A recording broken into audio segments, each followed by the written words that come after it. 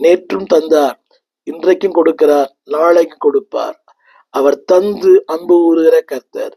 உலகத்திலே வார்த்தையால் அன்பு கூறுகிறார்கள், தேவனோ தந்து அன்பு கூறுகிறார். என்னை கேட்டுக்கொண்டிருக்கிற அன்பு தேவ பிள்ளையே, காட் கிவ்ஸ் ஆல்வேஸ்.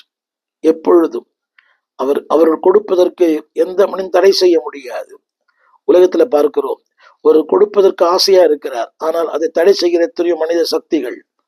அவர் அப்படி, இவர் இப்படி, அவர் தகுதியானவர் அல்ல, அவர் அதற்கு உண்மையானவர் அல்ல, அவரை பற்றி பல எல்லாம் அதை போட்டு கொடுக்கிறவங்க நிறைய பேர் இருக்கிறாங்க.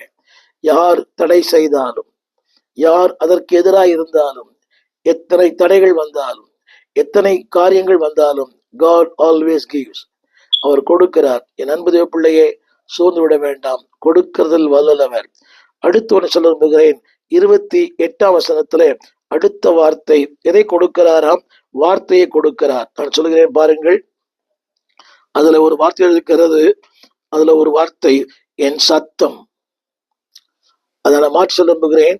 He gives the word. வார்த்தையை கொடுக்கிறார். ஒவ்வொரு நாளும் காலைதோறும் அவர் வார்த்தையை கொடுக்கிறார். இந்த நாளில் ஆண்டவர் இந்த வார்த்தை எனக்கு தந்தார். இது ஒரு அந்நிய தேசத்துல இருந்து நான் இதை ஒளிப்பதிவு செய்கிறேன். அன்பு தேவ பிள்ளையே, பயங்கர குளிர். இந்த குளிரான நேரத்திலும் தேவன் இந்த வார்த்தையை தந்தார். பலமுறை படித்திருக்கிறேன். He always gives. He gives a word. உலகத்துல எல்லாம் எதையும் தரலாம், ஆனா வார்த்தையை தர முடியாது. அவர் தருகிற வார்த்தை நித்தியமானது, நிரந்தரமானது, நீடித்த நாட்களுக்குரியது, அது சதா காலங்களுக்கு மேலானது. He gives the word.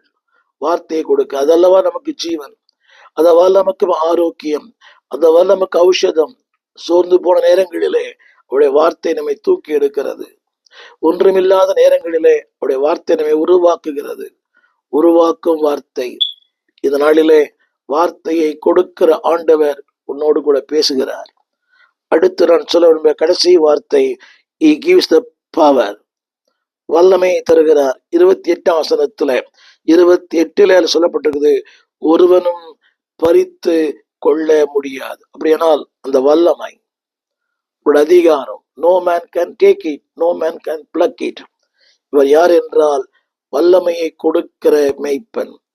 திரும்ப சொல்கிறேன், வாழ, பாடுகளை சந்திக்க, போராட்டங்களை சந்திக்க, சத்துருக்களை சந்திக்க, எதிர்மறையான காரியங்களை சந்திக்க, பாவத்தை சந்திக்க He gives the power. அந்த வல்லமை இல்லை என்றால் இன்றைக்கு வாழ முடியாது.